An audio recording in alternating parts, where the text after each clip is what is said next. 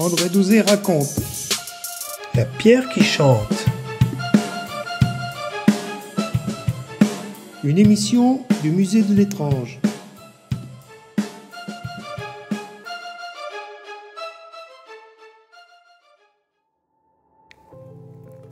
Mes grands-parents se sont occupés de moi lorsque j'avais 7 ans, pour des raisons familiales majeures.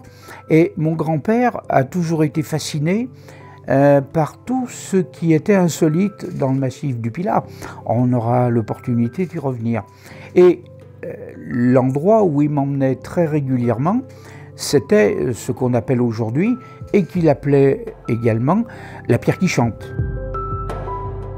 La pierre qui chante est un mégalithe qui se situe au-dessus de Sainte-Croix, au-dessus de Jurieu, et en partant du hameau Marlin ou Merlin. C'est une sorte d'amande rocheuse qui a, à mon avis, l'appellation mégalithe parce qu'elle ne peut pas être naturelle. Si on se penche pour regarder dessous, on voit qu'elle a été calée avec une certaine inclinaison. Donc c'est un bloc monolithe détaché de la même nature que la roche native. Donc c'est un morceau qui a été décollé de là et qui a été mis à contre-courant. La veine est dans un sens et tout à coup à 45 degrés, la pierre qui chante a été posée.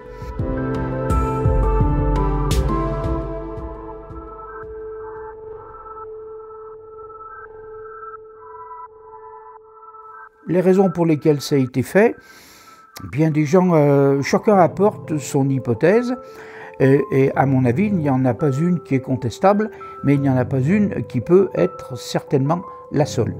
Et si on se penche pour regarder dessous, on s'aperçoit qu'effectivement, elle a été calée pour cette inclinaison, mais de façon à ce qu'il n'y ait pas une usure inégale entre les cales et la pierre, on va s'apercevoir qu'on a des cailloux de rivière. Or, à cet endroit, il est bien évident qu'il n'y a jamais eu de rivière, ou peut-être au commencement du monde, mais on n'y est pas au commencement du monde.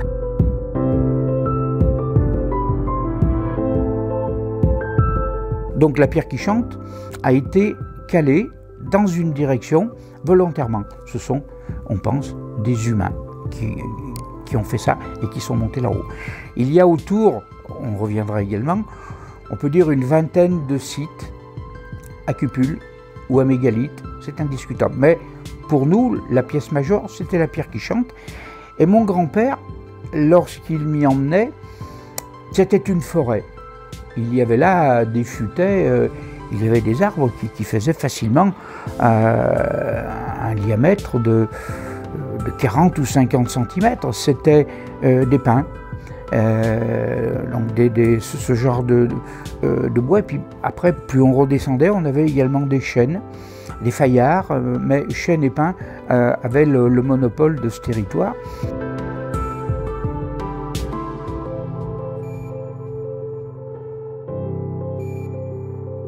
Tel qu'on la voit aujourd'hui, on s'approche de ce qu'elle a dû être à une époque, c'est-à-dire prise dans une forêt. C'est important. J'y tiens, parce que si elle était prise dans une forêt, déjà aujourd'hui, on ne peut plus faire d'alignement à vue.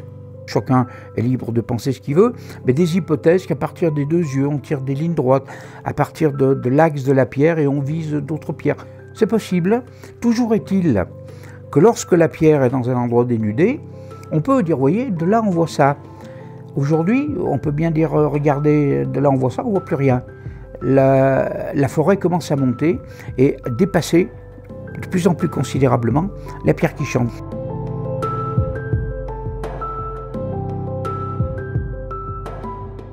Mon grand-père m'y emmenait. À cette époque-là, aucun auteur ne faisait mention d'un mégalithe, d'une roche qu'on appelait la pierre qui chante. Le plus populairement connu, même sur un plan folklorique, c'est Jean Combes. Jean Combes a écrit une série de bouquins sur le Pilat. Certains le contestent, il y a peut-être des petits détails qui sont contestables, mais il n'y a que celui qui fait rien qui ne se trompe pas. Combes n'a jamais fait état d'un mégalithe sur cette portion de montagne. Aujourd'hui, on sait très bien qu'il y en a quand même une bonne poignée à cet endroit, dont la pierre qui chante. Donc ce mégalithe n'était pas connu. Nous avons été les premiers, il y a 48 ans, à sortir un livre sur une généralité sur les curiosités du Pilat, et où on a fait mention de la pierre qui chante, et c'est parti de là. Hein. Après, tout le monde y est monté, et a effectivement apporté sa pierre, si je puis dire.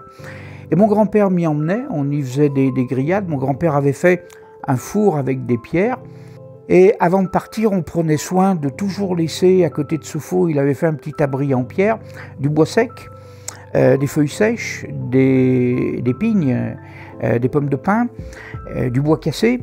Et puis il y avait une boîte, comme une boîte de gâteau en fer, et dans laquelle il prenait soin qu'il y ait toujours une petite bouteille d'alcool à brûler, des allumettes dans une autre boîte en fer, et un petit peu de papier journal, tout simplement parce que on y montait, même s'il neigeait, ou même s'il pleuvait. Évidemment, s'il pleuvait à verse, on n'y allait pas, mais s'il y avait de l'humidité, s'il pluviotait, on y montait.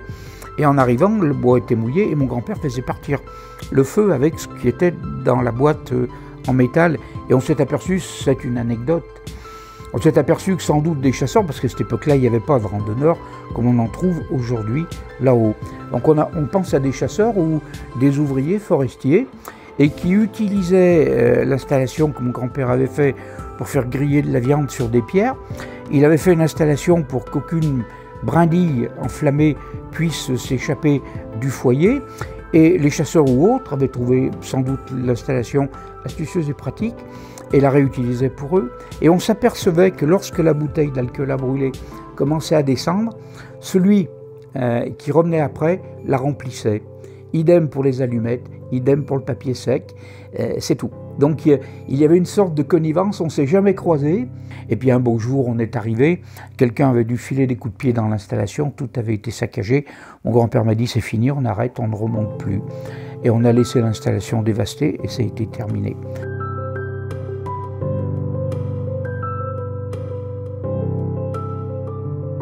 Mon grand-père n'était pas un initié au sens où on l'entend habituellement dans ces domaines. Mon grand-père n'était pas très croyant, pas très catholique, et lorsqu'il rentrait dans une église, parce qu'il y avait un enterrement ou un baptême ou un mariage, il enlevait sa coiffure, il s'asseyait au fond, il ne participait à rien, il ne se signait pas, il ne récitait pas des prières, mais il enlevait sa coiffure, il baissait la tête et il attendait que la cérémonie est finie. Il m'avait dit, les pierres qui chantent, c'est pareil, on ne sait pas ce que l'homme a fait à cet endroit, mais à l'évidence, c'est un endroit où il y a eu un culte, où il y a eu un travail.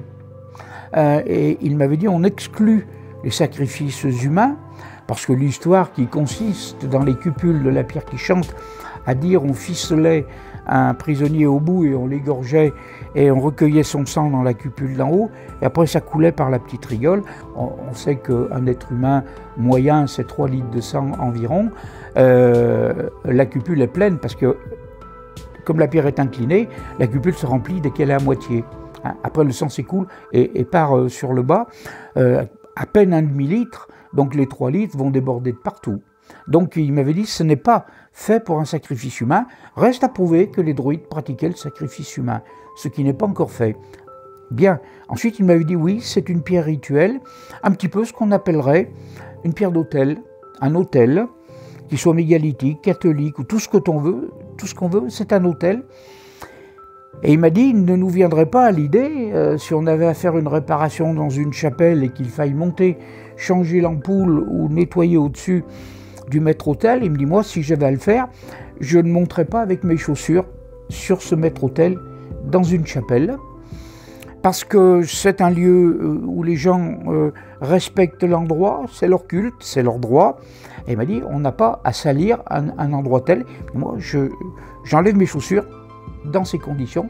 Et la pierre qui chante, mon grand-père m'avait dit, tant que tu y montes avec moi, le jour où tu y montes avec tes chaussures, c'est une tape sur la tête. Et les tapes de mon grand-père sur la tête, à l'âge où j'étais, et je me retrouvais par terre. Et il m'avait dit, c'est un respect. Tu dois y monter, si c'est l'hiver, tu peux y monter en chaussettes, avec des chaussettes. Si c'est l'été, si tu es dans des nu-pieds, tu montes pieds nus, mais jamais avec des chaussures sur la pierre qui chante.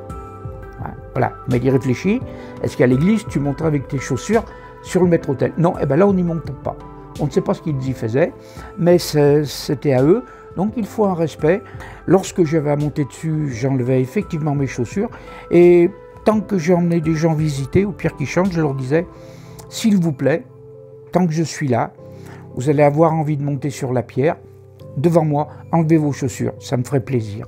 Si vous ne voulez pas, vous faites ce que vous voulez. Et je leur racontais cette petite histoire. On peut dire que 9 fois sur 10, les gens enlevaient leurs chaussures. Alors, lorsque j'avais le dos tourné, il pouvait bien monter avec des brodequins et tout ce qu'il voulait. Ça n'avait pas d'importance. Mais mon grand-père m'avait appris l'importance de cette pierre. Et il m'avait dit, elle chante. Mais elle chante, puisqu'elle s'appelle la pierre qui chante. Puisqu'elle s'appelle la pierre qui chante. Puisqu'elle s'appelle la pierre qui chante.